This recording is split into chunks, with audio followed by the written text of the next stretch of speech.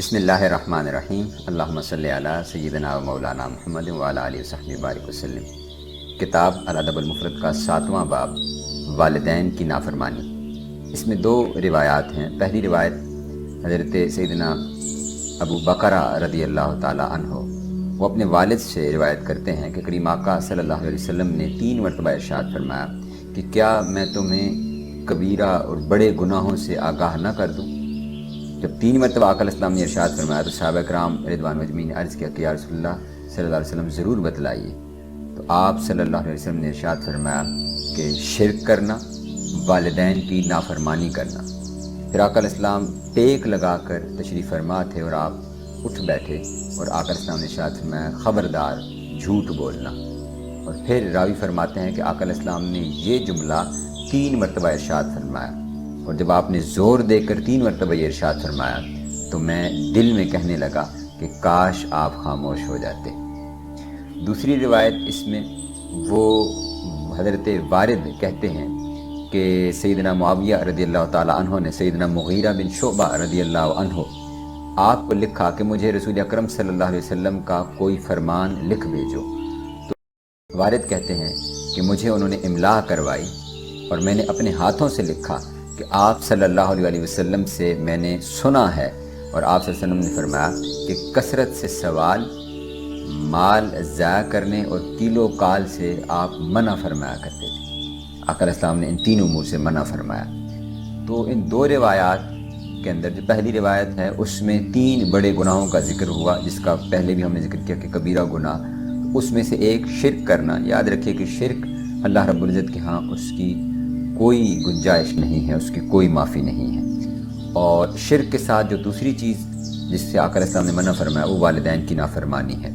اب یہ ایک عجیب بات ہے کہ یہاں حدیث مبارکہ میں بھی یہ چیز اسی طرح آئی ہے، اور قرآن مجید کے اندر بھی اللہ رب العزت نے جتنے مقامات پر اپنی عبادت کا یا اپنے ساتھ شریک نہ ٹھہرانے کا حکم دیا ہے، متصلاً اس کے ساتھ جس دوسری چیز کا ذکر فرمایا ہے وہ والدین کے ساتھ حسن سلوک ہے اور ان کی نافرمانی نہ کرنا ہے۔ اور تیسری چیز جس کو آقا علیہ السلام نے پھر 3 مرتبہ ارشاد فرمایا وہ جھوٹ بولنا ہے۔ اب ہمارے ہاں عمومی طور پر ہم اب ایسی کنڈیشنز میں چلے گئے ہیں کہ ہم چھوٹے موٹے بہانے لگانے اور ان کو جھوٹ سمجھتے ہی نہیں ہیں، اور ہماری سوسائٹی میں جھوٹ اتنا عام ہو گیا کہ ہم جھوٹ کو کوئی گناہ ہی نہیں سمجھتے، حالانکہ آقا علیہ السلام نے ارشاد فرمایا الصدق ینجی والکذب یہلک، سچ کے اندر نجات ہے اور جھوٹ کے اندر ہلاکت ہے۔ یعنی ہم وہ وقتی فائدہ جو حاصل کر رہے ہوتے ہیں وہ وقتی بھی نہیں ہوتا، اس جھوٹ نے کبھی نہ کبھی کھلنا ہوتا ہے اور وہ اس کے کانسیکوینسز اور نتائج بعد میں ہم بھگتتے ہیں، جبکہ سچ یہ ہے وہ وقتی طور پر تھوڑا کڑوا ضرور محسوس ہو رہا ہوتا ہے، لیکن وہ انسان کے لیے، انسان کے جتنے کام ہیں اس میں وہ خیر شامل کر دیتا ہے۔ اس لیے ہمیں ہر حال کے اندر سچ کو اپنانا چاہیے۔ دوسری روایت کے اندر جو انہوں نے فرمایا کہ آقا علیہ السلام سے 3 امور سے آقا علیہ السلام نے منع فرمایا اور بڑی خصوصیت کے ساتھ منع فرمایا۔ ان میں سے پہلا جو امر ہے وہ فرمایا کہ کثرت سے سوال کرنا، یعنی کوئی بڑا، اس سے یہ جو والدین کی نافرمانی کے باب میں حضرت امام بخاری اس کو لے کر کے آئے ہیں، تو یہ وہ چیز ہے کہ عمومی طور پر جب بڑے کسی کام کا کہہ دیتے ہیں اور جب وہ اس کا حکم دے دیتے ہیں تو ہم بہت زیادہ اس کے اوپر لاجیکل کوسچنز کرنے کی کوشش کرتے ہیں، ہم اپنی عقل کو دوڑانے کی کوشش کرتے ہیں۔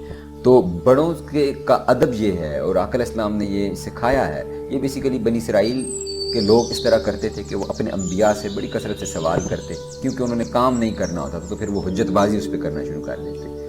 اور پھر اسی طرح قرآن مجید میں بھی اس چیز سے منع فرمایا کہ جب صحابہ کرام نے مختلف مواقع کے اوپر سوال پوچھنا شروع کیے تو سورہ بقرہ کے اندر اللہ رب العزت نے منع فرمایا کہ کیا تم ان کے ساتھ وہی کام کرنا چاہتے ہو جو بنی اسرائیل اپنے نبی موسیٰ علیہ السلام کے ساتھ کرتے تھے؟ تو پھر آقا علیہ السلام نے بھی اس کو منع فرمایا کہ کثرت سوال کرنا چاہیے۔ السوال نصف العلم، سوال آدھا علم ہے، لیکن جو بہت زیادہ حجت بازی کے سوال ہیں یہاں پر اس سے منع کیا جا رہا ہے۔ اور دوسری چیز ہے مال ضائع کرنا، یعنی مال کو اڑانا۔ آپ کے پاس اللہ رب العزت نے آپ کو کچھ عطا کیا ہوا ہے تو اس کو بے وجہ کی جگہوں اور بے وجہ کی چیزوں کے اوپر اس کو خرچ کرنا۔